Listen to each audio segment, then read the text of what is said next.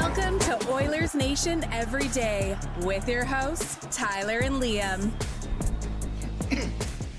Don't worry, everyone. The Oilers promised us they'd play better in the playoffs, just like how my dad promised me he'd take me on that fishing trip. Let's get into it with the lead. He's just out getting cigarettes. I'm kidding, Dad. Welcome into Oilersnation Everyday. What a turn. The Oilers shit the bed in game 2? Should have seen this coming a mile away. Yep. What would last night have been? What would it have been? Aaron, you can join Oh my in too. God, it would have been a third straight Would have win. been a third straight win. No! Oh my God. Should have seen this one coming a mile away. Yeah. Shit. Mm-hmm. Yeah. Did they shit their pants? It's a great question. They shit everywhere. Well, yeah, their pants weren't even on. They were just running around They their were house. puking in the tub and shitting in the toilet. They were Jesus. terrible. We've all been there. Yeah.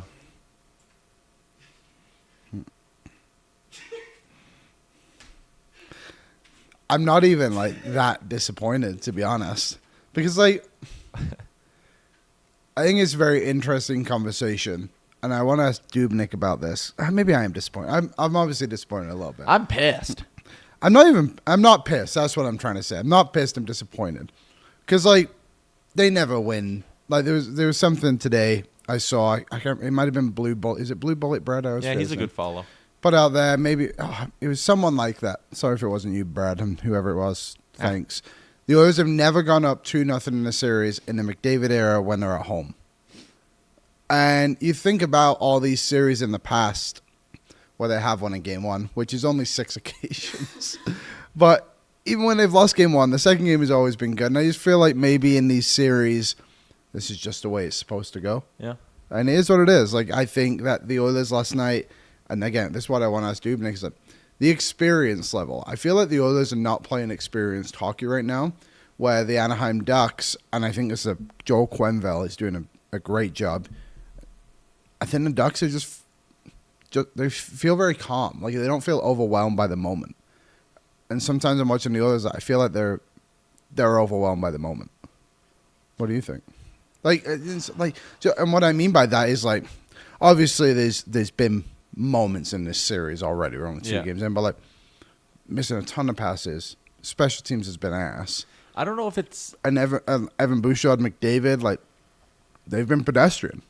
I think we're going to have some disagreements maybe on how we viewed that game, but Sure. that should make this a fun show. Devan Dubnyk is going to stop by in about 40 minutes to give us his take on things. Need to tell you that, as always, we're live from the Sports Closet studio. Check them out online at sportscloset.ca. I went to their St. Albert Center location yesterday and bought myself an all-new... Evan Bouchard jersey. Didn't have my size. That's Matt Savoy. Savoy. No. Oh, shout out DV. Okay, hold on. So I went to the store, and I was debating a few guys, and I was like, okay, they don't have Savoy, they don't have Bouchard. And I was like, I'm going to get a Hyman then, because I don't have a Hyman. And I was like, I don't know. Is that the vibe?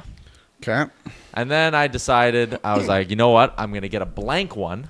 I'm going to rock a blank one for the playoffs, and then I'll go get it crested at the end of playoffs. Interesting. With your playoff hero. Yeah.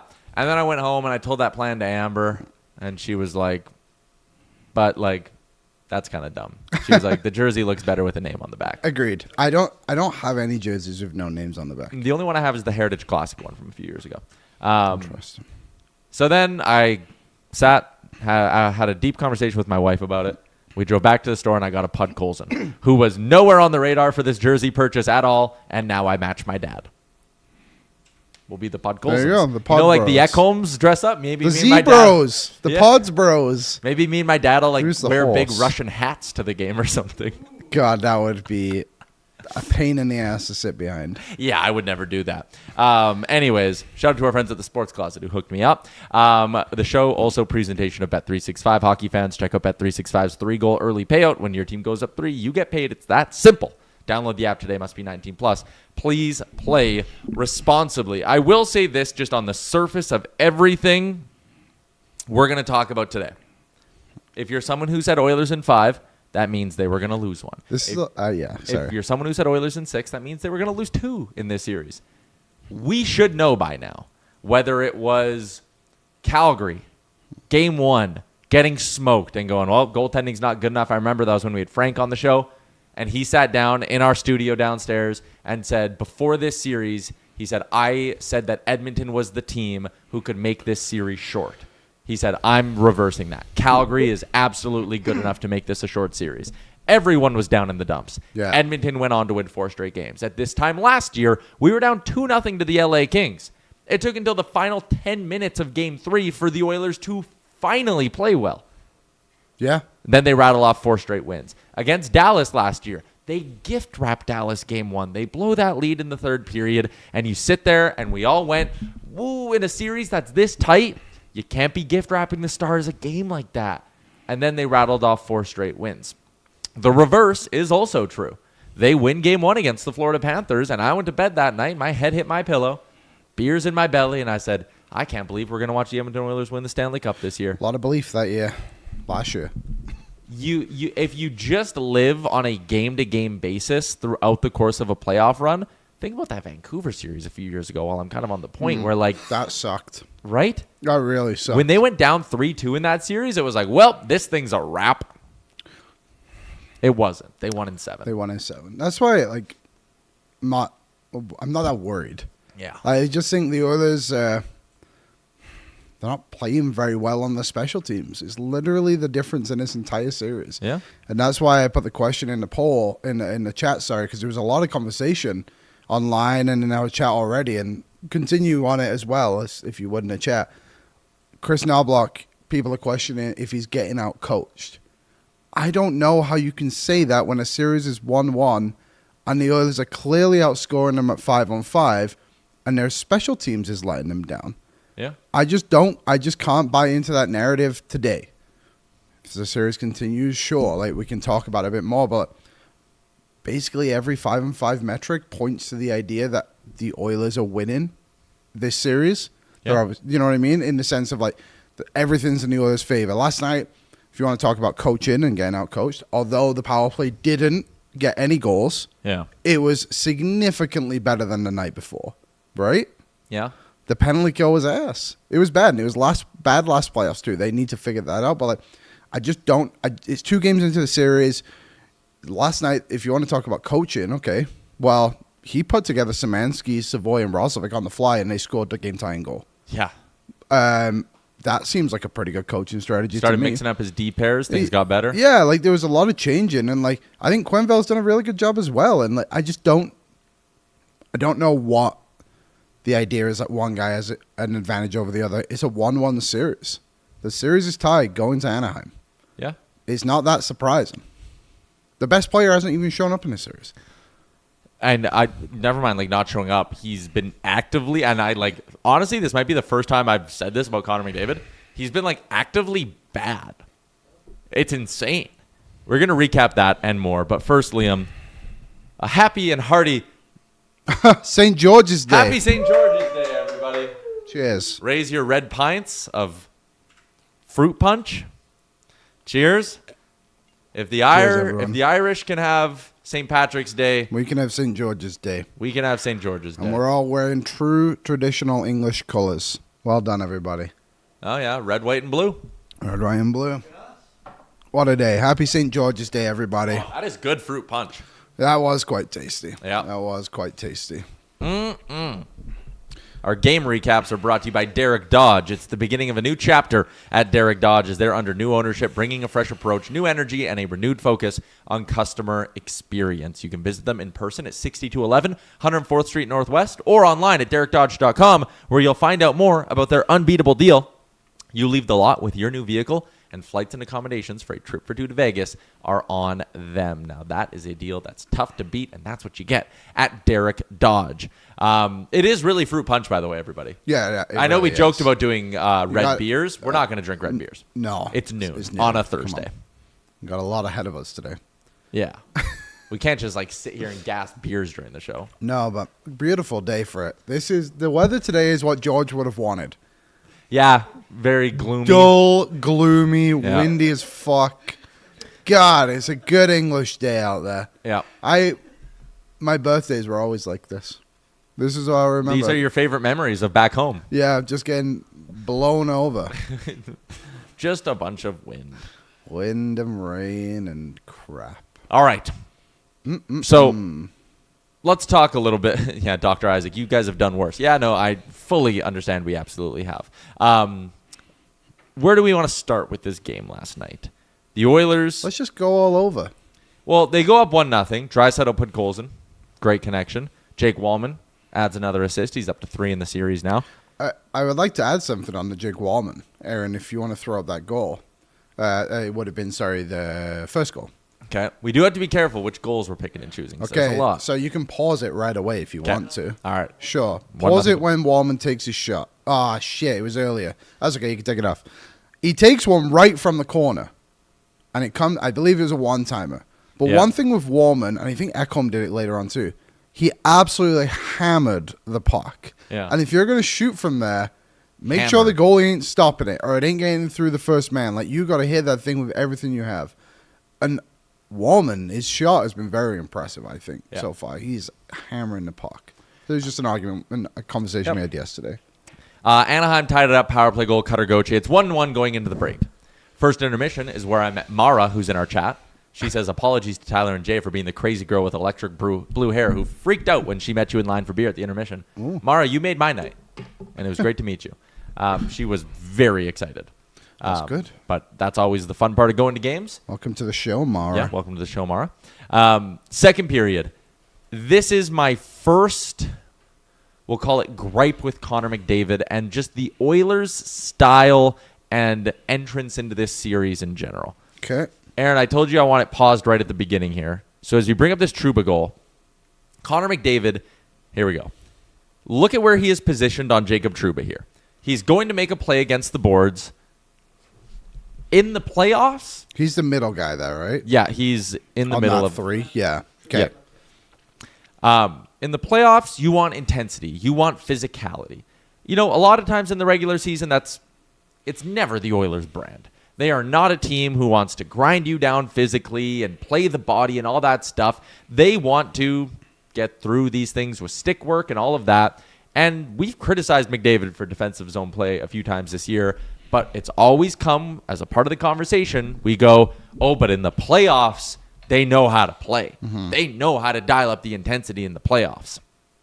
Connor McDavid needs to take a straight line at Jacob Trouba here and go shoulder on him, even though Trouba's big and you're not going to knock him on his ass. If you at least play the body here, you force some amount of separation from stick to puck, make it more difficult for Trouba to make a good play, and you also slow him down from getting back to his next spot, even if he does make the play. Agreed. Let's watch what Connor McDavid does. What are you flying by him for? Mm-hmm. Yeah, you gotta put some body on him there, because there's a lot of other forwards on the team who I think would have. Yeah, and also too, and you need to be a leader. And it's Jacob Trouba. Look who ends up scoring. Yeah, and I mean, again, it's a goal from a bad spot like that. Those pucks shouldn't be going in the net. No, to be honest.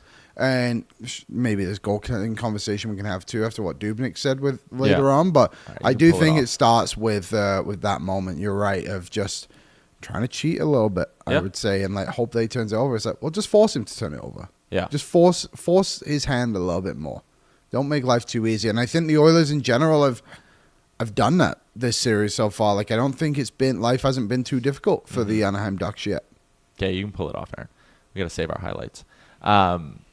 I just think that, again, Connor McDavid had a chance to take 2 strides at a guy and put his shoulder into him and separate man from puck and show that this team's ready to play this intense playoff style. You watch every other series that's going on right now for the most part, scrums after every whistle, chippy shit happening, physicality. The Oilers are averaging, according to NHL.com, 42 hits a game. Yesterday, they apparently had 39 hits. I don't buy that for a bleeping second. No, I agree. That seems like a high number. There was a couple of times I feel like they caught them pretty good on the forecheck, but it took them a long time to establish anything close to it. And I think that goes up and down the lineup of just hey, Doc, Frederick. Like, kind of need you guys to get your feet moving consistently here. See, and I'll disagree and say it starts at the top. Like, those guys are getting 8-9 minutes. But I agree. You're right. It does start at the top. And I think Hyman finished with like 7 hits last night, too. Yeah. Great. But like those guys, I feel like in the regular season, they were playing 7, 8, 9 minutes. But it felt like I was watching them play 20 because of the impact they had on the game. I just feel like I'm not getting that from them at the moment. And where you look at the Anaheim fourth line, they've been a huge factor. They've shut down Connor McDavid. Yeah, and you got to balance that out somehow. And I don't see that right now. So that first goal pissed me off, and this is maybe where the difference, where you said you're disappointed. Like, I'm not disappointed. I was angry watching that game last night because we sat here, and when they started slow, we had Matthias Ekholm stand in front of the media and go, we're a team that's played a lot of hockey. It's just one of those things. And as the year went on and they slumped, and they're the only team that hasn't won 3 games in a row all season. And they win a couple and then they lose a couple. And they were just they were stuck in this mush and stuck in the mud. We just kept hearing, and they were saying it. It wasn't the media. It wasn't the fans. It was the players on the team who kept saying, but we know when we're going to have to play our best. We know when we need to be at our best. We know when we need to crank it up. Last night's when you probably want to fucking crank it up, boys. When you probably want to make a hit, Connor McDavid. Mm-hmm. When you probably want to, play with any sort of physicality. Last night, and you said this before the show, last night was game 84. That wasn't playoff game 2. Game 1 wasn't even a playoff game. No, that was game 83. This is the danger. We talked with Demers about it. If you think you're just going to flip the switch and be in playoff mode, you are going to get sent home early. You need to be fading up the dimmer. And there were some signs that they were getting better. Their defensive zone structure got better. They were getting good goaltending, all of that stuff. The intensity was never there. And you were hoping that crowd, playoffs, starting on home ice would bring that out of them. And it hasn't, man. Lack of attention to detail in the D zone. Not playing with any desperation or physicality. These are the things that are plaguing the Edmonton Oilers right now, on top of piss-poor special teams. But I would argue, even with the piss-poor special teams, you're probably up in this series if you're playing harder at 5-on-5. And I know the 5-on-5 metrics do lean in their favor. Mm-hmm. Too many dumb mistakes. And like that McDavid thing, I will have sympathy for a guy who is gripping the stick too tight and struggling to produce offense, who's maybe trying to do a little bit too much. I will have sympathy for him in that regard. You can control the effort-based things. Connor McDavid is a smart enough goddamn hockey player to know that he should put his shoulder into Jacob Trouba there. And I know it seems like I'm making way too big of a deal over one little play when we can point to every other guy on the roster and say, he had a mistake. Yeah, nobody played well last night. It's a very short list of players who played well last night. Connor Ingram was a problem last night too. I'm willing to say that. But it's just that one play in the moment I just saw it and went, why don't you want to hit that guy? Mm-hmm. Why don't you want to play with that playoff-style intensity that a team who's been to back-to-back Stanley Cup finals should know that they need to reach in and find? Yeah. I think it's just been very boring. And that's why I'm not pissed. I try not to ride the wave in the playoffs, to be honest. I try and stay game to game in a way of okay, they won one, they lost one, whatever. But the overall example would be that they've just not really deserved to win either of them based off the effort. And I would agree. And I'm not pissed yet because they're not down in this series. They played a bad game. They came back pretty well, I would say. And I think the Oilers, when they play with some pace to their game, they're killing them. I know, which is very interesting to me because I think when the Oilers are playing fast, Anaheim is not keeping up to them. Yeah. And this is why, again, I'm not going to buy into the coaching idea. And someone put in the chat, and you're right, they have a better head coach. Joel Quenneville is a Hall of Fame head coach. Yep. He's going to go, what did he win, 3 Stanley Cups? Yep. It's not even a conversation, to be honest. He's a better head coach than Kris Knoblauch. But Kris Knoblauch's also capable of doing what he's doing. And I think when you watch the game and you pull up that McDavid clip, mm-hmm. you can't look at that and tell me that's a coaching issue. That's an effort issue. Yeah. And there was many times yesterday where passes were very loose, a lot of straight passes, and turnovers that were just unnecessarily forced by the Oilers themselves. And that's why I'm just not too concerned. And I'm frustrated with them, but they're capable of doing it. They're literally missing passes. Like, that's very uncharacteristic. But again, it was their attempt to win 3 games in a row. So expect 6 games. I'm so, again, the reason I'm so pissed off, and we talk about this throughout the year, I think back-to-back cup finals, there was this sort of ego, we're too good for the regular season crap that we saw a lot of this year. Like, you go watch other teams, their players score goals in the regular season and generally act like they enjoyed what they just did. And the Oilers, a lot of times, again, nope, this doesn't matter. Regular season don't matter.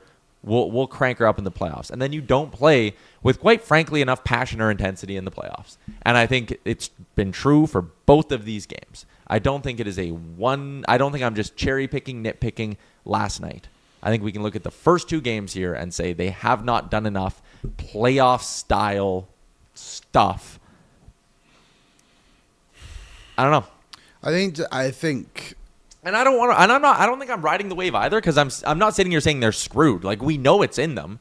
It's just very annoying when you're sitting in the building last night. It's quiet as a library. The team, like, I turned to Jay at one point in the second period. I was like, holy shit, do they need a fight? Like, someone's got to go grab someone and spark some intensity back into this team. Yeah. Because they were just going through the motions. They were just playing. Yeah. There was one moment. Because they think just showing up and putting their skates on the ice, they think they're going to win. There was a moment where you could literally, like, Jack wasn't doing his commentary, and all you could hear in the arena was skates. Yeah. And I was just like, oh, this is really crazy. But I think the fandom goes both ways. Like, there's moments where you need to get behind the team and you need to push them over the line. But there's also moments where, like, the players need to show them that they're willing to go and do it. The crowd reacts to big hits. Yeah, and like let him play, and it was a bit unfortunate as well. Like the throwing whatever that was onto the ice, they never showed it on TV. Like that really killed him, because I think it was Frederick or Doc, because they got a huge hit, and then they basically blew the play dead. Yeah. If that doesn't happen, like who knows how things kind of pan out? But like you could feel the energy coming back, and it killed the moment in a way. And it's bit upsetting, to be honest, but I'm just not there yet. They're still going to win the series in 5 or 6 games. I'm like not all that concerned about it. But I think they'll lose the next game. Really? Yeah, then they'll go down 3-1 and then somehow win 3 in a row. I do. I feel like going to. I said them in 6 anyway. They're going to lose 2 games. I just feel like you're going into a building now where it's the first time they've played hockey in so long. The Oilers didn't play particularly well in Anaheim this season. They blew a significant lead. Mm-hmm. And another thing, too, like I don't think we should be that surprised with the pushback the Anaheim Ducks have.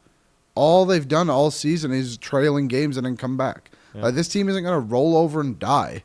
I think it's a perfect first-round opponent for the Oilers, to be honest. And perfect in a bad way. Perfect in a way of, like, it's not just easy.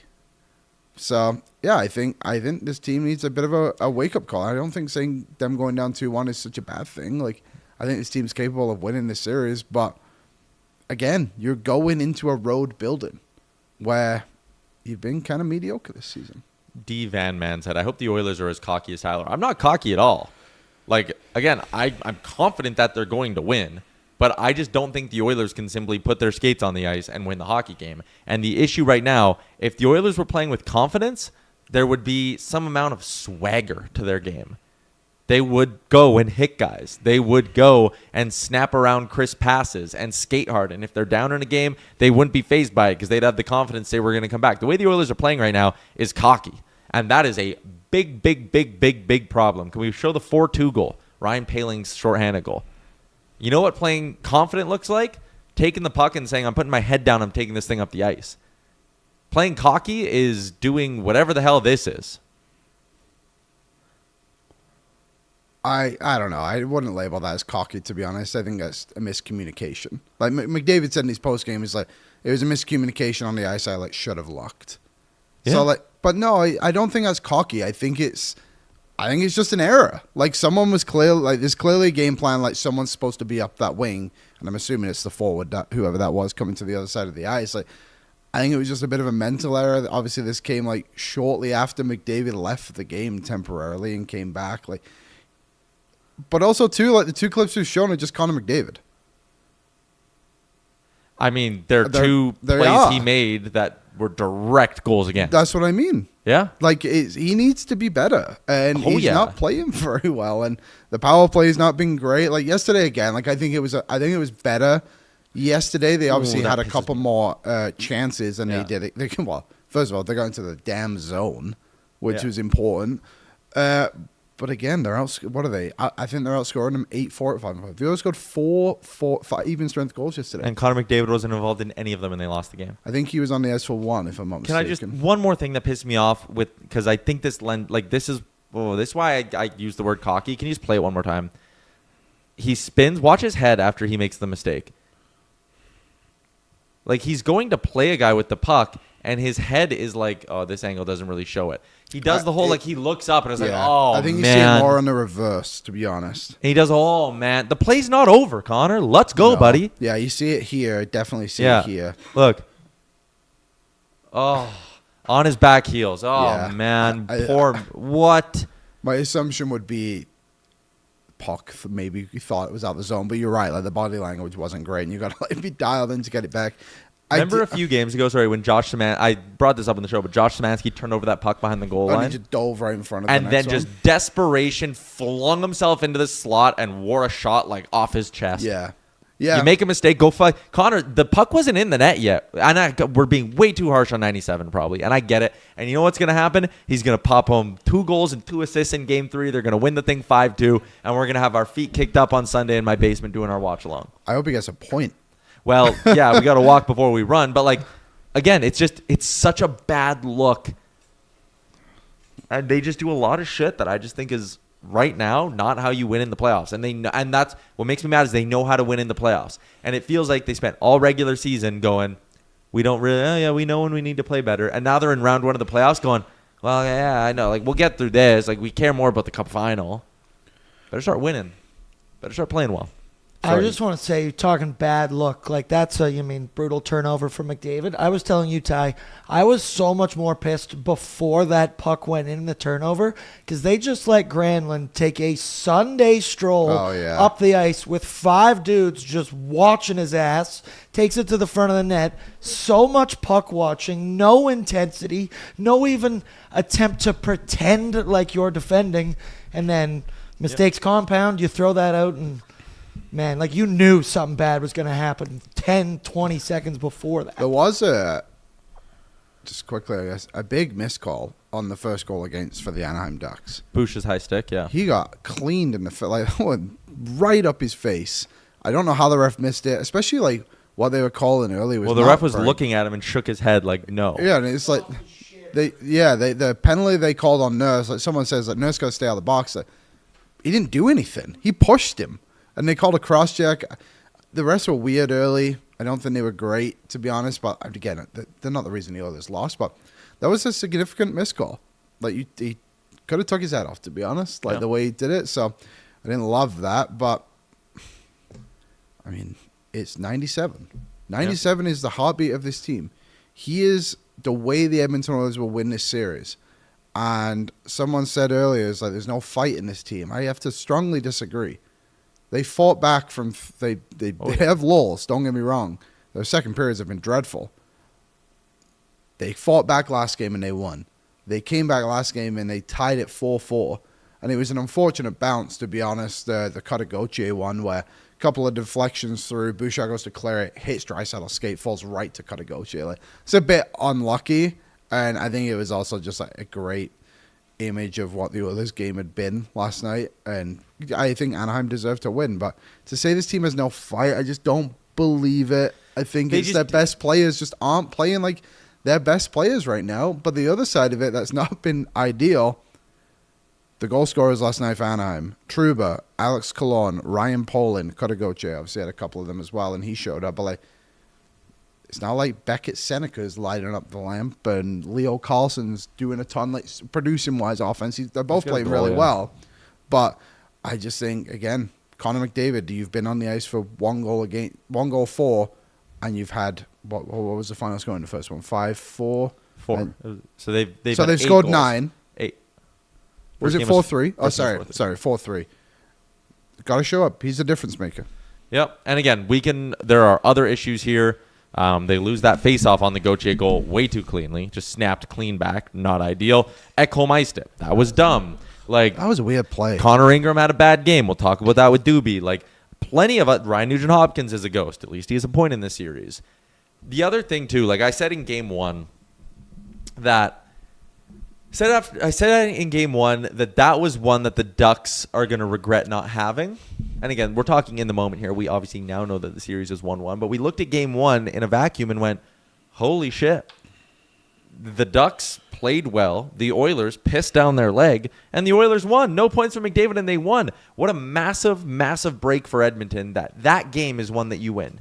I look at last night and go, the Ducks, that was probably the Ducks' A game. I don't think Game 1 was their A game, but that felt more like the Ducks' A game to me. And yet you got a goal from Connor Murphy on a seeing eye wrister from the point. You got the Zach Hyman deflection. I mean, you got a goal from Josh freaking Samantha. That's the first time he's ever shot the puck into a net in his NHL career. Also, did you see the image of how he shot the puck? He was literally in the air. Really? Yeah, if you can find, I'll try and find a still image of it. But like, his feet were off the ground. Like when he shoots this, it's really. I think maybe it shows it on the other side, but like it looks like he's almost hovering. He's probably like dropping down to his knee. Yeah, but it's like all in one motion. It was crazy. Like holy moly, what a goal! Yeah, an unbelievable goal. And that's the thing. The effort from Savoy and Roslovic on this play was awesome. Yep. And that's why I'm not labeling this on the team. I'm labeling it on the Oilers' best players. Because that third line was put together on the fly, and they showed up to tie the game. And there was numerous just before where they played exceptionally well, and they fully deserved that. We haven't even mentioned his name because he was fairly irrelevant to the series so far. Where's Nuge? Nuge has not shown up in 2 games. McDavid, again, been on the ice for 1 goal. Like, those guys need to show up. I'm not worried about the rest of them. It's those 2. And again, your power play can win you hockey games. Yeah. That's the Oilers' superpower. Too many dumb mistakes. Dumb. They, again, shoot themselves in the foot way too often. But should we keep cruising along with the show? Yes, please. Sorry. I don't whatever. They just got so many gifts. The point I was kind of making, they got so many gifts in that game from Anaheim. Anaheim let them back in that game multiple times. Yeah. And they squandered it in the same way that Game 1 was one where I sat there and went, ooh, that's one Anaheim is going to regret not winning. That one I looked at last night and went, oh, man, you had a chance to steal one when Anaheim threw their best punch and you dropped the ball. Like, that's one where Edmonton is really going to regret not winning that one as the series goes on. But let's keep going along and let's do a little inside the room for our friends at Boston Pizza. For 32 dark years, Canadian hockey teams have come up short in the playoffs. So this year, BP is waking up the hockey gods, and to entice the gods, they've dropped a new playoff menu specifically for this run, and it is built for the long haul with a wing flight with shawarma pizza with the most valuable platter. This menu is designed to survive 16 grueling postseason wins. Are you hungry for a playoff win? You're hungry for BP. Connor McDavid after the game, Kris Knoblauch on Connor McDavid, quote, he's putting a lot of pressure on himself. Mm-hmm. That is where I will feel some amount of sympathy for McDavid, where like I do think he recognizes that every playoff win is massive, and I think he wears a lot of the responsibility of if I don't play well, we might not win. I think what these first 2 games should probably show Connor McDavid is like, hey, you actually have a really good supporting cast right now. You don't need to do it all, boss. Like that would be my like positive message to McDavid is like, hey, the Oilers don't need you to score on every shift right now. The Oilers need you to go out there, play solid hockey, let the game come to you a little bit. And like here I am giving the best hockey player probably ever advice, but like it really does feel, and Knoblauch said it, so I think it's a fair conversation. It feels like Connor McDavid's almost just got to like take a step back and be like, whoa, I don't have to do it all right now. Mm-hmm. No, I agree. I think that you can kind of see it too in the plays he's making. Like some of it's very forceful, but like you said, like other guys are showing up. And like sounds like we're really piling on him. I'm not trying to, but like his mistakes are a couple of them are going in the back of the net because he's forced, especially last night. Like the errors are coming strictly from him, and he's not above criticism. No, and I think last night too. I do think that injury played such a huge factor in his mental game a little bit, and maybe the pressure side of things as well. Like that turnover, comes that was basically his first shift after he left the game. I just think when you showed, what do you want to use? I think he was playing bad before. Game one, he didn't have an ankle injury. That's what I mean. I'm not talking about game one. I'm talking about just last night. After that, that one play where he just flips the puck to nowhere. That was his first shift after. I don't think it was just a coincidence, I guess is what I'm trying to say. And they kept showing close-ups to his face on the broadcast, and it's God, this guy looks like he is suffering right now. It was really strange. So for Knoblauch too, just to come out and be yeah, he's fine. McDavid said he's fine. Did you see how he said he was fine? He's I'm fine. Greg, I think it was very brief. I think that's him trying to just be we don't need to talk about it. I am fine. Gregor, he walked in and out of the room normally, no limp. I think he's fine. Yeah. I think he's, yeah. And his ankle, I will, again. It's fine, guys. It's okay for us it's fine for us to disagree, I'll say. It's fine. Everything's fine. Yeah, we're fine. Liam and I, hey, YouTube chat, sometimes Liam and I are going to fight. That's what co-hosts do.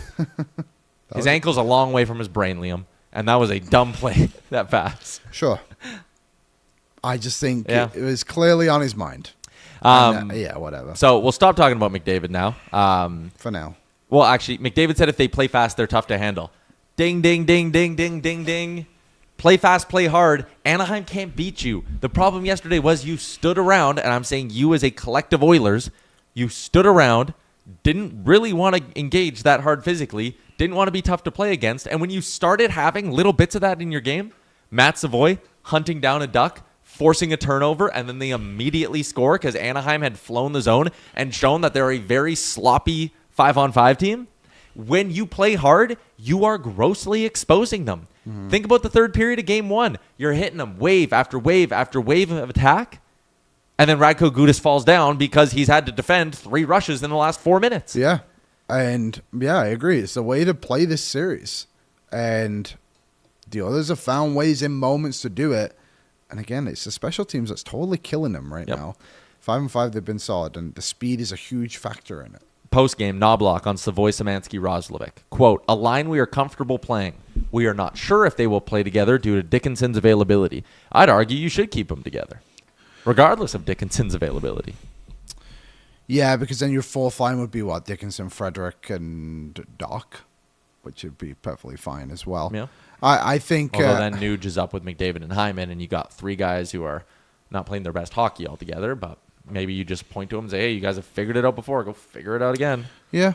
At one point, those 3 were the best line in the league, all right up there at the very least. So I think our second line has been good. If that's your third line going and playing so aggressively and quickly, I think you're in a good spot. So it'll be interesting, being on the road, and it'll show the trust that Knoblauch has in Szymanski, I would say, as a centerman. Knoblauch isn't worried about McDavid's availability for Game 3. No. Are you worried that Knoblauch's saying this and he's a liar? No. Yeah, he is a huge liar. He loves lying.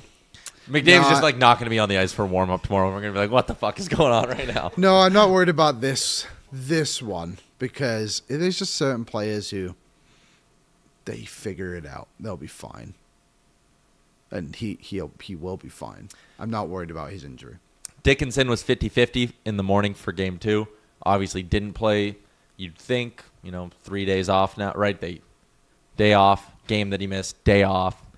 You'd hope he's closer to ready to go, but we'll ultimately see. Henrique not going with the team to Anaheim. So there's your little lineup report ahead of tomorrow. One thing I was interested in last night, and I went back and had a quick peek this morning. I should have done it for Game 1 too. Draisaitl took every face-off they had on the penalty kill last night.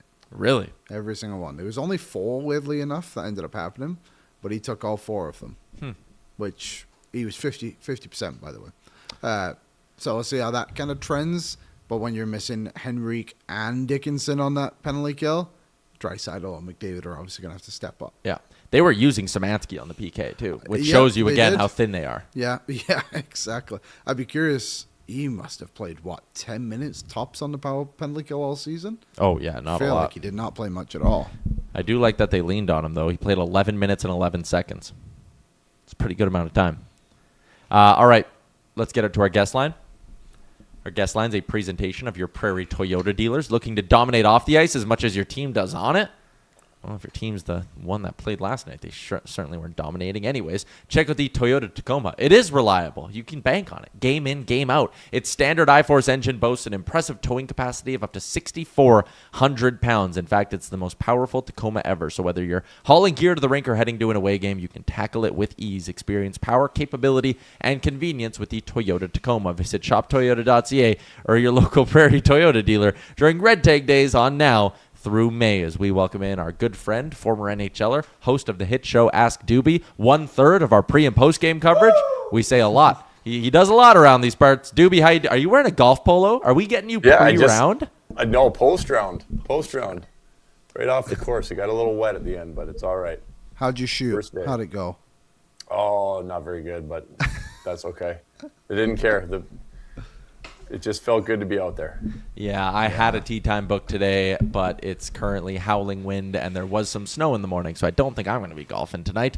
Anyways, don't want to talk about that. Want to talk to you about the whatever the hell we watched last night, Game 2 between the Oilers and Ducks. I want to start with, I kind of had a take earlier that the reason I was frustrated watching that game is because we spent all regular season watching a team that was going, hey, don't worry, we know we have to play better in the playoffs, and we know we can crank up our game in the playoffs, and now we've gotten to the playoffs, and they aren't playing very intense when you compare it to other series around. They're not playing overly physical. They still have their brain farts. It felt like they sleptwalked their way through the regular season and thought, oh, we'll just flip the switch come game 1 of the playoffs, and it's just like not happening.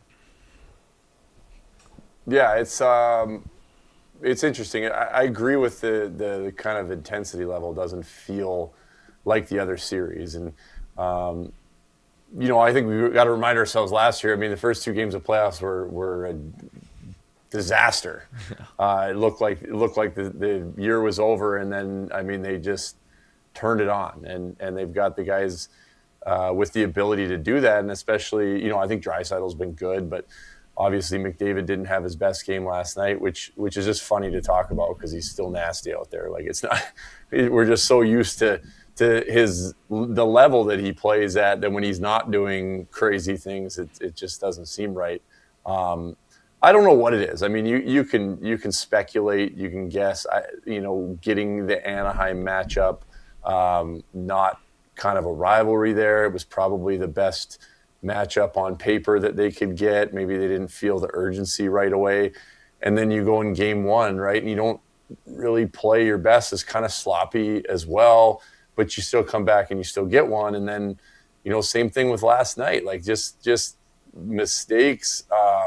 Wasn't terrible, but it wasn't, it just seemed disconnected, and they almost get there. So they just got to find some urgency. And I don't know if that's what it is, but it's not, it doesn't have that, like, Anaheim's going to kill you like Colorado if you're not showing up. Like they go in the games at the end of the year against Colorado, they're ready to go. Or, pick one, Vegas, whatever. And Anaheim doesn't have that feel for whatever reason, whether it's a rivalry or just, how they match up or whatever. So I think they're going to need to find some playoff urgency here, and I think they will. The nice thing is they were 4 minutes away from going to overtime in game 2 for a 2-0 series lead. And I think it's far from the best hockey we've seen these guys play. I think everybody can play better. Ingram out, we know what McDavid brings. If and when he gets going, it's you got to imagine they're going to be on the right side of it because he hasn't really been going for 2 games and they could be up 2-0. So I think that's the positive, is that they're 1-1 in the series. They could be 2-0, and I think that they have some significantly better hockey to give. Yeah, I agree, and I think at 5-5 it's been very interesting because they're obviously outscoring Anaheim 8-4, We got a big goal yesterday from Szymanski, and that comes from huge effort from guys like Roslovic and Savoy. But it's the top guys that really aren't showing up, like McDavid, Bouchard, Nuge, like all kind of been irrelevant to the series. I thought Nuge was a bit better defensively yesterday, admittedly, but like the special teams and those guys are big parts of it. It's kind of the difference in this series right now. It is, and surprising too, because that was like part of why Anaheim was like, oh yeah, we got Anaheim. Like this is advantage Edmonton, and the power play a little bit to me is almost like a little bit kind of just like the offense in general, where what we're used to seeing, especially last night, is we're used to seeing they start buzzing around the zone and they start snapping it around, and McDavid's going in circles and everybody's confused, like you can't even defend watching the TV because there's guys going everywhere, and then it's bing, bing, bing, bing, and it's in the back of the net. We're used to seeing that out of these guys, and it felt like last night, even 5-on-5 when they'd get going, or the power play especially, you'd be like, okay, here we go, and then it would be just a pass right onto a guy's stick, and it's down the ice, and it felt like every time there was an opportunity to build a little bit of momentum there, it was stopped, and it was down the ice. Which we're not really used to seeing. That's like the explosiveness of the Oilers that we get, is like you can play 50-50 all the time, and then there's just going to be times you get in the offensive zone, they're going to do something crazy and score a goal. So that's kind of like the power play a little bit. Same thing with the offensive zone time. And again, you just look at the positive side of it, that there's only up from here, and we know how good this power play is, and there's no reason. They're going to make their adjustments. Watch the video. They've got all the tools to make these adjustments, and I just cannot see. Anaheim is doing a good job. They absolutely are. You have to give them credit, but I just can't see them being able to hold these guys at bay like they have in the first two games. Just one more on McDavid then, and I guess it lines up with what you just said, and that probably will be your answer to this, but you said in your first answer, like, oh, if/when McDavid gets going, well, that kind of is are the Ducks shutting him down, or is he struggling all on his own and he'll eventually snap out of it? Do you think there's anything Anaheim is specifically doing that's making life difficult on McDavid, or is it really just he's trying to do too much and gripping the stick a bit too tight? I think it's a little. I wouldn't say gripping the stick. It was almost just passes, decisions that we're just so not used to seeing this out of him. I mean, it's just the level that he's at. It is like you don't watch a game almost ever that you see this out of him, where it just, again, those passes where that's when he makes those passes, or he slips one under the stick, and they were just hitting the stick. I think that they were doing a good job. I don't see the same thing as like Vegas last year. Like I thought Vegas just did a really good job defending him and Draisaitl, just playing them well. And then obviously other guys stepped up in that series. I don't see quite that level, but Anaheim's doing a good job. The thing with Connor McDavid is like, again, you can't do that every game for a 7-game series. It's just, I don't think anybody can. And I don't think the Ducks can either. He's going to get a feel for this series and a feel for playing against these guys, and he's just too good and he's too explosive, because it's one wrong lean on the wrong edge, and he'll roast you, and that's just how good and explosive he is. And they've done a great job. He hasn't been as sharp as he normally is. They've been really good. I just don't see it continuing. I can't. What have you made of Connor Ingram? I thought he was much better in game 1 than he was last night. Yeah, and so I think I think there's definitely a level that he can go up. I don't think he's been bad. I don't think he's been good. Mm-hmm. I still like that. Like you're comfortable with him in there. Like when shots come to the net, he looks comfortable. He's still calm in there. I just think that, last game, not trying to pick on the goalies, because they weren't bad goals, but, in a game like that, it's just, I'd like to see one. Like, I'd like to see 2. I think, I didn't love and I guess he's not 6'6", so I could look over top of guys. But I didn't love the Troy Terry screen goal. It's going to have to be something that he's going to have to work through, because they're obviously do a good job of going to the net. In game one, I didn't love the Terry power play goal. I didn't think enough happened in front to cause to. It was a great screen. It was a good shot for sure, but it was pretty straightforward. It wasn't a bunch of passes before. I didn't love leading into that. I didn't love the point shot, Trouba's last night. While there was a screen, if you watch the play, there's no high screen. It's just two guys in front. I mean, this is a practice drill right here. It's just a D-to-D pass. You can stop it here. There's an offensive player and a defensive player in front, and you can see he looks over this side. In these situations, again, he's not 6'6". I would be looking over the shoulder. But these are just ones you got to find, because this doesn't get tipped and there's not a crossing screen or anything like that. And when he pushes over, it goes under his arm. So, that one, and I didn't love the shorthanded goal, as sloppy as it was. That it was a pass down. He did a good job. He was out of his net attacking it, and it finds a way under his arm. I mean, it wasn't that crazy of a play. It was a pass, it wasn't a ton of speed. It's a pass not too far, like it's just to the slot here. Again, it's from right here. It's a shot pass. He's right in front of him.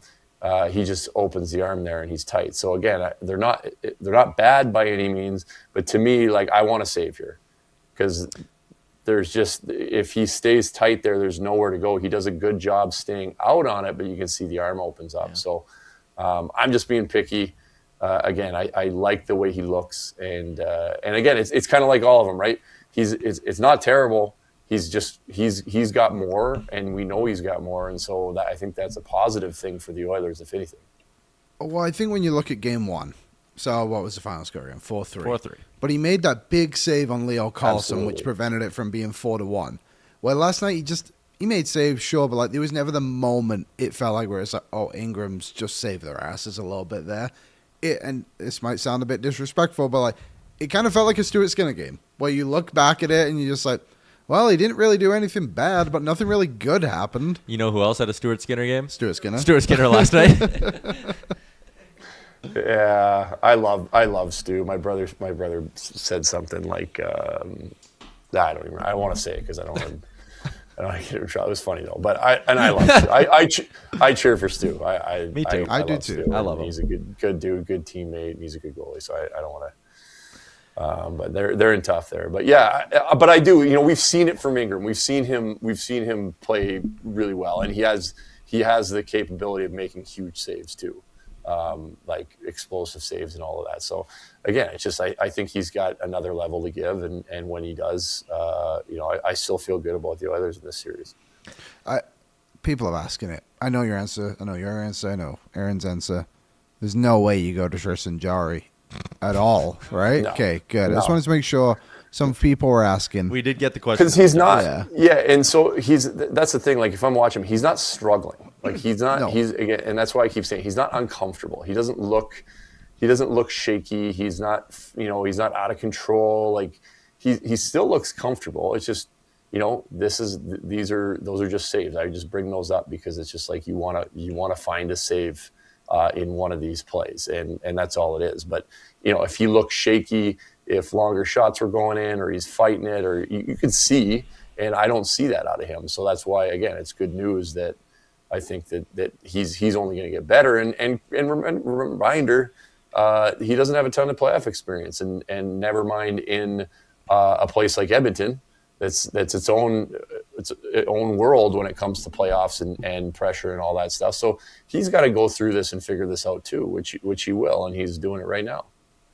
Yeah, that's fair. Not sure what your pick was before the series. Has anything that's happened through the first 6 periods here, 2 games, has anything made you like rethink this series? Like I was Oilers in 6 from the jump, and I'm kind of sitting here still going, yep, that sounds about right. They'll probably have one more stinker, and then they'll rattle off a few wins and get out of this thing. But what's your read on this series as a whole? I was Oilers in 6 as well. I feel the same way. I do think there's potential for Oilers in 5. I know that's being a little bit homer because they got to go on the road here. But the reason I say that is again, if I look at those first 2 games and how close they were to being up 2-0, and I just think that there's a whole nother level that this team can play at that we've seen. And so I think it just depends when they get there. I think if they get there and they start rolling, like again last year when they started clipping against LA, it was insanity. I mean, they're putting up 50 shots, and if it wasn't for Kemper, it would have been 6 a night. And so there's that level. So I still feel good about Oilers in 6. The longer the disconnect goes on, make it get a little more nervous about it. But I just feel like they're close. They're close, and the series is tied, and they've got another gear for sure. I guess we've asked a lot about Ingram, but Dostal's also, he's leaking goals a little bit too. He's allowed 8 in 2 games. How are the Oilers exposing him? And I guess overall, what have you thought of his 2 games? Yeah, I mean, he's solid. He made some good saves when he needed to last game. Same kind of thing, right? He's like he looks comfortable. He's making saves that he should. And then it's like, do you want a couple more? Do you want a little bit more if you're Anaheim? Sure. But I think for Edmonton, it's kind of that same thing. They're both not big guys, right? And we've seen the screens, the crossing screens in front, just the bodies in front that they're going to have a tougher time with. The traffic and finding rebounds and all of that stuff. I think it's going to be important. I never want to say just start throwing pucks at the net. It's got to be with a purpose. But that's really where there's been a lot of success both sides, but for the Oilers as well. Like Connor Murphy's goal, just the chaos in front. And the other thing with that is if you start putting pucks there and bodies there with a purpose, it creates the chaos. It forces them because they are defending well. When they're moving around the offensive zone, they've got good sticks and all this stuff. Well, if you start creating that chaos where everybody's forced to come down and collapse at the net, that starts opening stuff up. So you kind of start with that, maybe get some goals out of it, but you start with the chaos down and then the other stuff starts working and they start moving it around the zone. Easier said than done, but I think that is he's going to have a tough time with the traffic as well. Any other series really caught your attention? Obviously, I'm sure you've been keeping tabs on the Wild in your neck of the woods. Yeah, that's been a great series. I think the Wild have played really well. I don't think, for last night was obviously it's kind of what you'd expect from this series, but I do think the Wild looks good. Doesn't mean they're going to win the series. No, because Dallas is good, but they certainly can. I think it's a different looking Minnesota team. They're attacking, like they're playing to win. They're not just trying to keep the score tight and hope to get one. But like that series, Utah looks good actually. Yeah. No, I'm not saying I'm just saying I thought Vegas might be a little bit of a beatdown, but both those games have been good. LA's played Colorado better than I expected, although the series is still 2-0. The East are great. Phillies, they look good. I'm surprised that series 3-0. The Carolina-Ottawa series is wild. That one's been a lot of fun to watch. And I could watch Buffalo win at home day and night. Like that atmosphere is wild. Yeah, that one's sick. Yeah. The Ottawa-Carolina one I'm out on just because they both – the analogy I used on DFO Live is I think for a really pure hockey nerd, someone who really understands the sport – you can sit there and enjoy it because they both play these perfect systems. And Travis Green and Rod Brindamore have been kissing each other through the media through the whole series. Being well, that other team is coached so well. But my analogy was they're like a really expensive glass of red wine. You gotta be a wine snob to enjoy it and to get proper drunk off it. Oilers Ducks and some of these other series, that's like ripping 12 shots of tequila. It's trashy, but it's entertaining as hell. And at the end of it, you're gonna be like, what the hell just happened? Yeah. I agree 100%. It's great. And then, the Montreal-Tampa series, that would have been a huge game for Montreal, obviously. Yeah. But they've looked good, but you just Tampa can be a beast, and they had an opportunity to go up 2-0. I didn't like the way Montreal played in that overtime. I thought they were way too passive. Obviously, they got outshot 8-0 before they scored or whatever. But even just, they just got away from the forecheck and backed off, and I just don't think that works. But another fun series. I mean, first round of NHL playoffs is the absolute best, and it certainly has not disappointed so far. Yeah, it's been electric. Doobie, appreciate you popping on, man. We'll see you on pre and post, and then we'll chat with you again next week. Sounds good. Thanks, guys. See ya. Away goes Devan Dubnyk into the Minnesota afternoon. Hey? Mm-hmm. The people in the YouTube chat, Alex, the Oil will not be any of these teams if they somehow make it out of round one. You know what we should do? What do you want to do? Let's go pull up. Can we go pull up the comments? I'm going to go try find them here. So maybe I want to go read the comments from after game 2 against the LA Kings last year. Oh, God. I think that could be something that's fun to do. I'll try and get him here too and show him. Yeah. Spooky. From the live chat? To be honest, though, our comments would probably follow what much of what people were saying, too, on some of those ones. Yeah. Like, this one, the series is tied at 1. Like, they've played very below average. Mm-hmm. Guys, we've done 1,000 episodes. No. Yeah. 1,000 episodes. I just think at the end of the day, so they're going to be fine. Like, someone put in there, too, is like, if Dostal shows up in this series, the Oilers are cooked. Okay. If Connor McDavid shows up in this series, the Anaheim Ducks are cooked. And I feel like that one's more likely than the other. And there was another one of being like, if Gudas didn't fall down, the Oilers would be down 2-0. Okay, if Evan Bouchard didn't fire a puck into Draisaitl's ankles and it fall perfectly to Karigochi, the Oilers might be up 2-0. Like, it's You just can do both the what sides. if shit. Yeah, and I just think at the end of the day, if we want to live in reality, the series is 1-1. The Oilers played pretty bad in both of them, and their best play hasn't shown up yet. And the other thing, too, people keep saying, like, well, when are we going to talk about how well the Ducks are playing? Go watch Ducks Nation.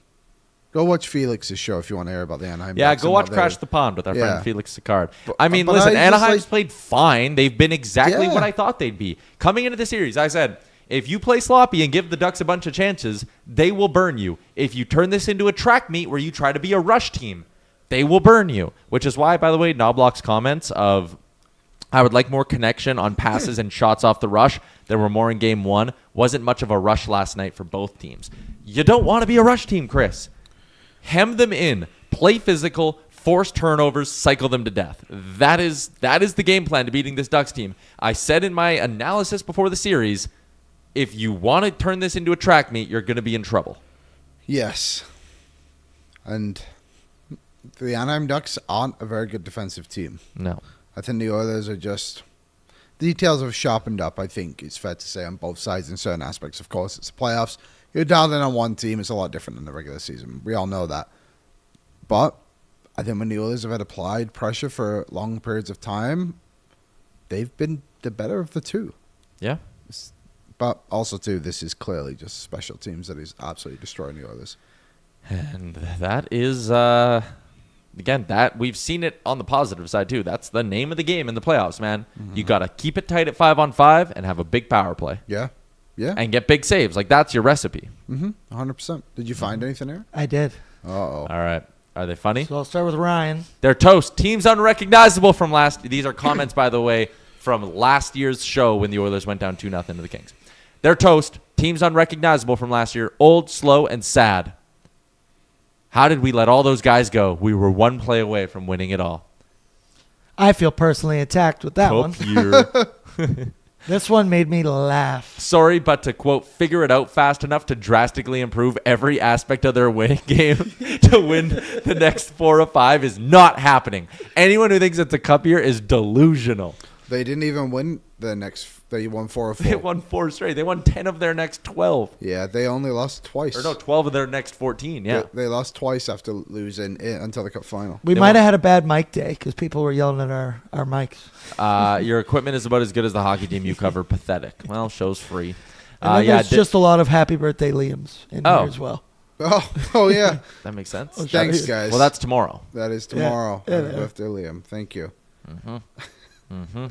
Good show. Somebody went back a month later to go do what we just did as well. Throw back to the lowest point of the playoffs. Lowest point of the playoffs so far. That's a good point. It's our lowest moment in the playoffs Yep. right now. We've already lived the high, though.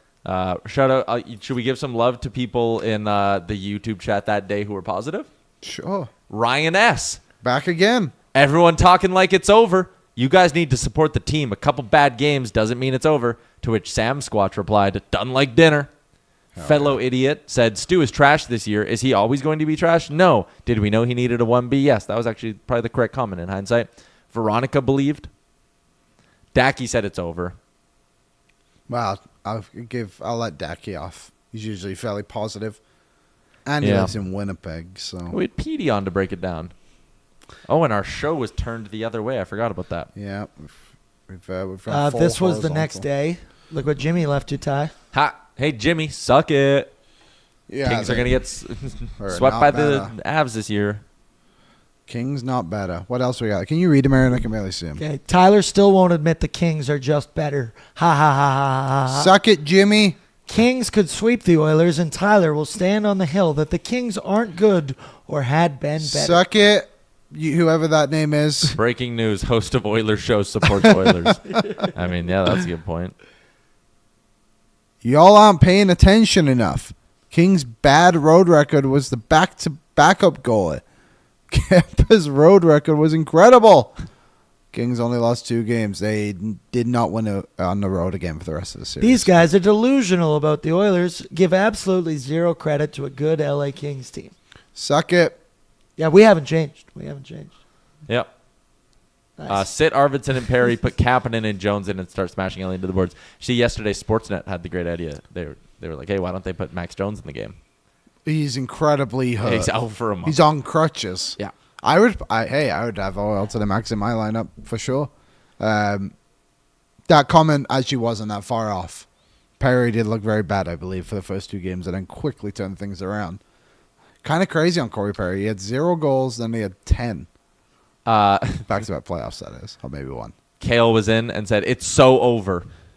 Tyler Mulick said maybe Tomasek can save this team next year. Oh, yeah, they had just signed They him. had just signed him. He did not. Yeah. Mistaken Mexican was positive. He said, you're never in danger till you lose at home. Got to take game 3 and 4. Hope we'll never die. Fuck. Well, now the Oilers have lost at home. And that is where, again, like, you're in a bit of danger. But the Oilers, I believe in them going on the road. Home ice is flipped for the time being. Yeah. Roscoe said Pickard rest of series. Good call. Hey, Roscoe. Roscoe, Well you nailed done. it. Well done. Yep. Attaboy. We did get a couple of super chats, too, if you want me to read those. While Sure. you find some comments. Yeah, I want to keep finding comments. One from Cole said, this was from earlier in the show. All our super chats go to the Ben Stelz Foundation if you want to throw something in. You don't always have to leave a comment either. Sometimes you can just send us some money to go to the Ben Stelz Foundation. Goes to a good cause. Anyways, Cole Blight, earlier in the show, sorry we didn't read this earlier, Cole, he said, if I were on the staff, I'd show the entire team the clip of Savoy on the 4th goal. That's the type of effort everyone needs and giving each and every shift. I agree. Savoy was fantastic on that first goal. I thought Rozovic and him were really, really solid wing pairings for Szymanski, and that trio was rewarded, and Szymanski showed up. I thought he had a solid game. Another one here from Epic Hunter. That was $10, by the way, from Cole. Thank you, Cole. Epic Hunter 279. That Ekholm icing before the winner was lazy AF. That was a really weird play from Ekholm. I don't know why Amen, brother. he did that at all. They it was love really the hero strange. stretch pass, the But hero play right now. The weird part about it was there was clearly just nobody up the ice. And There was again- no one chasing it. It was odd. Quit trying to be a rush team. Or just drop it back to Draisaitl. Slow down the play a little bit. Mistaken Mexican, $10. Congratulations on 1,000 episodes yet again. Here's to 1,000 more. Thank you. We did it. Bob is in $7. Heads high, boys and girls. Ingram is still our guy. Dickinson is day today, but by the sounds of it, let's go here, people. There you go. We ended up turning on the vibes at about the hour mark of that show last year. Because now everyone's like, fucking rights, we're back, let's go. And we just decided the Oilers were going to come back in the series. So we ended up There being we right. are. They did it. And a happy St. George's Day to all. To George. To George. The Turk. This is the Oilers drinking the blood of the Ducks for the rest of the series. Blood duck. What up, Duck Blood? Well, should Could we do you Liam's create board? an AI image of St. George? Actually, I don't want to say the rest because that might not be good for what's that animal company called? PETA. PETA. You want St. George in an Oilers jersey murdering a duck, guillotining a duck Let me draft it up and I'll see what it looks like. I got an idea. I'll type it in too. at Grok. St. George. I'll say it out loud. No, I won't. Hunting ducks in an orange and blue sweater. Oh, good call. Don't want the Hockey Oilers to sue us. jersey. See what it comes up with. All right. While you do that, we're going to get ready for Liam's board. Okay.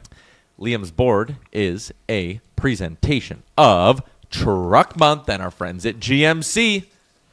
Truck Month is on right now at GMC, and if you've been waiting for the perfect time to upgrade your ride, this is it. The 2026 Sierra 1500 Pro Graphite Crew Cab is built to stand out, and it's now available at 0% financing for 72 months. It's got a 2-inch factory lift with off-road suspension and a 5.3-liter V8 engine. Liam, what kind of sound does that engine make?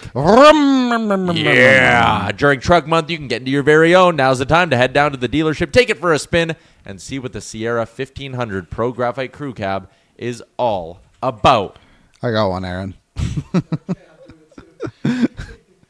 I will Let's email compare it. images afterwards. And now a small town in the U.S. will not have water for a week. Well, hopefully it's I wanted to see the picture of George in an orange and blue sweater killing a duck. What do you want? Content me. or what? All right.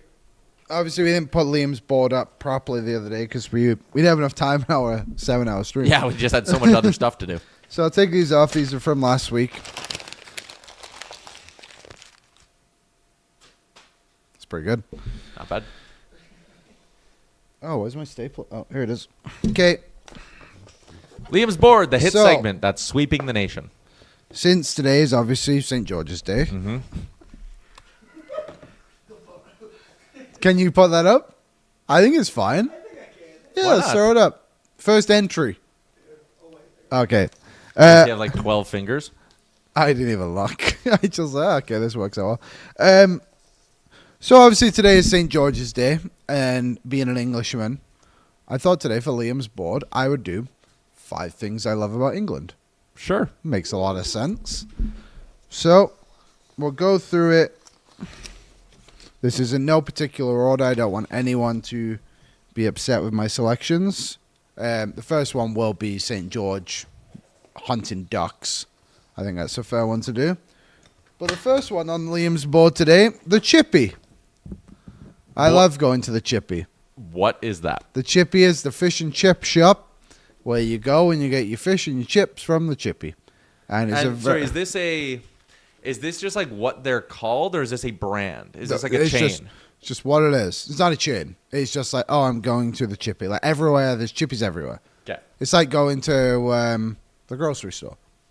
They all have different names, but you're going to the grocery store. Yeah. So you go to the Chippy. My family would do it most weekends. Obviously, get a good cod, maybe some haddock, Yep. some chips, get some curry sauce all over it, mushy peas, bit of gravy. If you're feeling like you want to get down on the weekend, you can get a battered sausage, maybe some pies. A wide variety of the Chippy if you love deep fried unhealthy food, like most English people do. So there you go. There's one of them, one of my 5. Do you have that image, Aaron? Yeah. Let's throw it up whilst I staple this. I think that's fair. Yeah, I think that's what the Oilers need to embody. Why does he have a halo around his head? I guess he's a saint. He's a saint. Yeah. He's St. George. Yeah. And there he is. His and shield he's is on his leg. Orange and blue St. George jersey. Yeah. Hunting ducks. Look at that. Now that should be Connor McDavid up there. That should be. What do you think? What was yours, Aaron? Here, let me. Okay. I'll bring My it. second one on the list, there is one image here, but this is this goes for most of them. English sitcoms. I love the In-Betweeners. The In-Betweeners is the one I went with because that's one of my favorites. But there's many you could go with. The Office. The Office, of course, the original. Gavin and Stacey, which made James Corden famous. Oh, really? That's where he came from. He was really good in that. Those are some of my favorites. There was obviously some other ones. Max and Paddy's Road to Nowhere is a classic. If you're an Englishman, you would know that one. Or a European, I suppose, as well. So that was a big one. But the In-Betweeners, probably the last of the greats, I would say. Yeah. Movies were good. Movies are good. Yep. But they're talking about making a third In-Betweeners movie. I don't know. That cow's been milked. I don't know if we need that one. But the Yeah. In-Betweeners is a fantastic show. For the oldies out there, Only Fools and Horses is another fantastic one. Shameless was also great. The English one is way different than that one. This other one, I think a lot of people will feel like they can connect with. But I will say, as much as I think this is good in North America, the fandom in England is Fans. something else. The hooligans. The hooligans in all sports. Obviously, this is... wish I could zoom in. It's a picture of some England fans at the Euros finals a few years ago, or whenever this was. This was fantastic. These guys are having a great time. The fandom in England is great. The Barmy Army on the cricket side of things is like no other. Mm-hmm. So the fandom in England is on my board. That comes in at... There's the third entry. Number 4 on the list. And this woman represents a long line of history. But it's not just about her. Meghan Markle?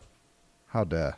How dare you on St. George's Day speak her name? You may as well have said Voldemort. But instead, we're going to talk about Coronation Street. And Gail Platt, who is photographed here. Coronation Street, iconic English show. My mom watches it every day. I watch it with her sometimes if I'm over there. One of the best shows to ever run. I think they've been going for over 50 years consecutively. Coronation Street, iconic. When my parents were back in England the other week, they went to the Coronation Street set. Got some cool images. So if you love Corrie, let me know. Is that technically like a soap opera? Soap opera, It yes. is? Yep. Yes. And last but not least, There's someone who is like, man, I really need to hear some analysis of the Oilers game. Oh, those Oilers Nation guys are live. rewind. And they're just watching. They just tuned into this. Because finally we'll be talking about the greatest English woman of all time. The Queen. Rest in peace, Your Majesty. Lovely lady. I love the Queen. I was back in England during the time of her funeral.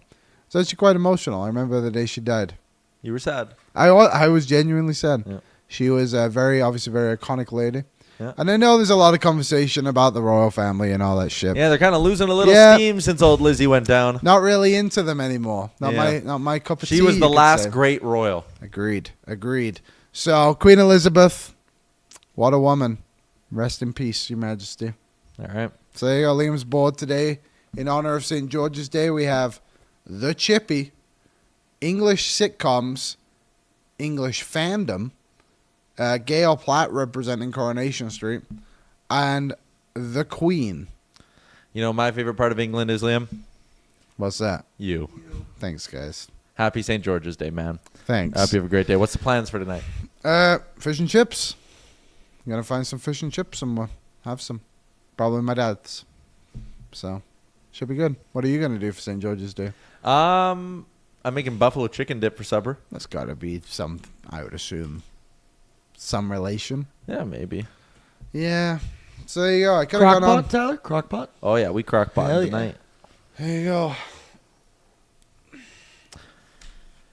I think people are kind of overestimating how much of an effect the guy throwing the chicken on the ice had. You think they're what, sorry? Over I exaggerating. think apparently it was a duck. Yeah. Cooked duck. I mean, I don't think he's the reason the Oilers lost. there are some people who do. There's a much better time to do it than when he did it. Yeah. Or you she. could have done it, when the Ducks were attacking that end. That would have been helpful. That short-handed goal, that would have been a good time to throw a piece of chicken or duck on the ice. Yeah. So, yeah, I'm kind of out on this.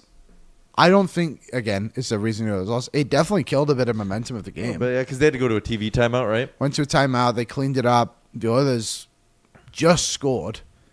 Like, what an idiot. I just think throwing shit on the ice is dumb Super on dumb. all occasions. Yep. Unless there's a hat trick. So Yeah. Joel Quenneville, what he is, if you have a chance to go to a game, he's very mad. you can't take your eyes off him, honestly. He's been one of my favorite parts of going to the last 2 games. First game, like 3 minutes in, there was a play where the Oilers kind of iced it and it got waved off. It was a close call. Yeah. And then the Ducks iced it and it was a close call and they called it. We are 3 minutes into a best of 7 and his face was redder than my sweater. He was fucking beside himself over a missed icing call. And I was like, hell yeah. Like, that's a coach right there. A guy like Kris Knoblauch has not raised his voice once in his 2.5 or 3 years as the Oilers head coach. There was one icing that Joel Quenneville didn't like, and he was like, suit coat half off, like screaming at the linesman. And then last night, he was like leg on the edge of the boards, screaming that the Oilers need a penalty for the chicken being thrown on the ice. Oh, really? He was pointing to the penalty box, pointing to the Oilers bench, like screaming at the ref. See, when it was a break for the Ducks that play got blown yeah, down. if it happens a few times, I would agree with him. Yeah. But it usually happened once. Usually it's once. Then if it happens a second time, they go on and give the warning of throwing items on the ice could result in a minor penalty for the Oilers. Yeah. Which also got me thinking, if you're the Oilers and you really wanted a power play, just go send some Oilers fans down to Anaheim. Like some shit on the Throw ice. some shit I've always on the thought ice. about that if you were sitting next to the little camera hole. What if you just brought a whistle? Guys on a breakaway and you just lean into the little camera hole and like, whistle, whistle. Would the guy stop? Do your whistle noise again. Whistle, whistle, whistle. Whistle. Do you know one thing, actually, which was, I will say, I forgot to bring this up until you mentioned it. What felt a little bit alarming yesterday, we talked about the fans and the lack of energy due to themselves, the players, whatever it was. But there was multiple times on the broadcast, Louis referenced how dull the bench was.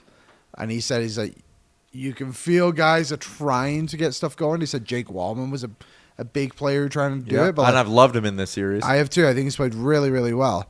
But he's like, you could feel that the energy kind of sucked out of them, and they were trying to get it back, and they were struggling to get it.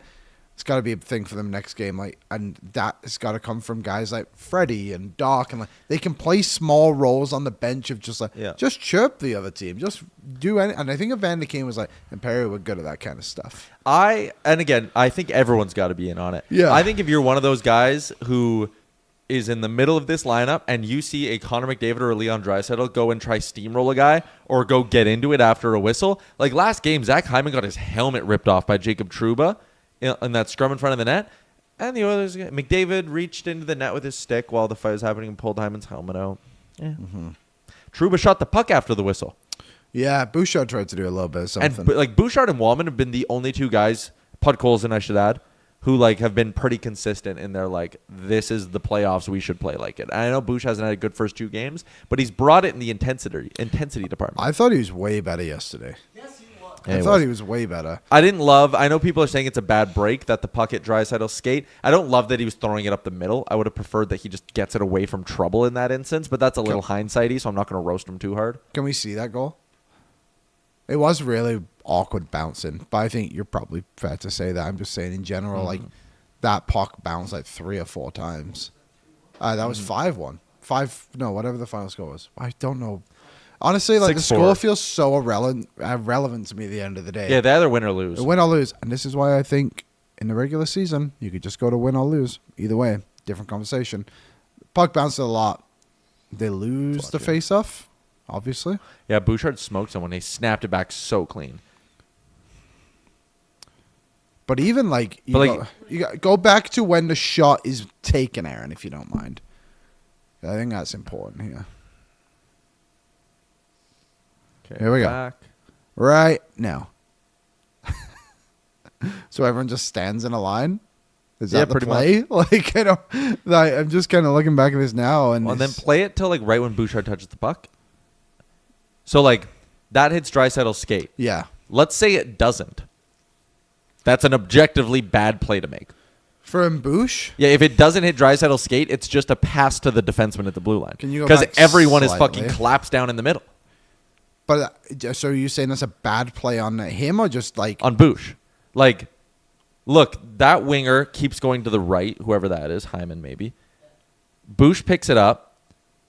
And then even if this doesn't hit Draisaitl skate, it's a pass to the blue line.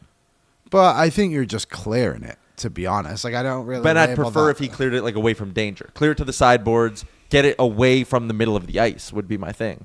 Or take half a second and lob it out. I know it's dangerous to take half a second in front of your own net, but have the awareness. Yeah, I don't know. I think just trying to get it gone is the play, and it's just a bit unfortunate.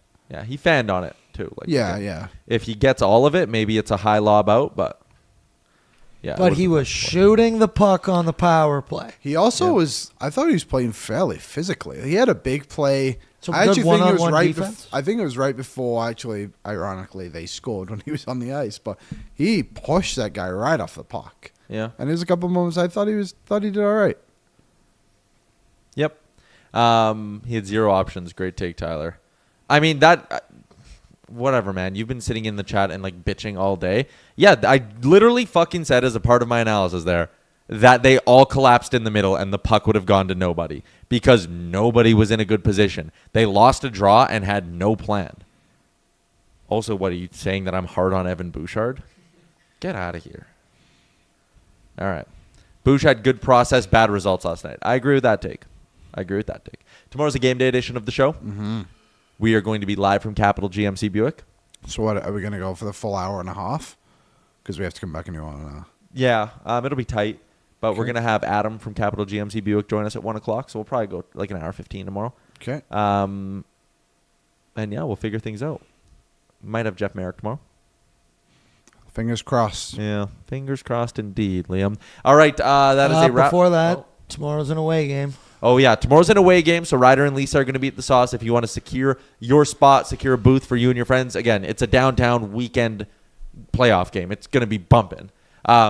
Trivia, all the fun stuff we do at Greta. Ryder and Lisa are hosting. You can give Greta a text. The number is on your screen right there. That is important to remind everyone of. And also, new playoff merch. Oil Up Collection. Every year we always drop new stuff. Head to nationgear.ca if you want to rock a little bit of the fresh playoff gear. Get it ordered now. It'll be there probably in round 2. When the Oilers move past the Ducks in 5 games, you'll have fresh gear. There you go. Get a pre-gaming hoodie while you're there. Sure. Get an Oil to the Max shirt. Oh, shit. All right. Big thank you to Devan Dubnyk for joining us today. That is a wrap on today's edition of the show. Enjoy your Thursday, everybody. Don't blow away in the wind. We'll see you tomorrow. Oil up. What's up, Nation citizens? If you enjoyed today's episode of Oilers Nation Everyday, make sure you hit the subscribe button here on our YouTube to not miss any of our content. We got you covered, from interviews, insight, analysis, everything you need to stay up to date on everything around the team. Hit that subscribe button.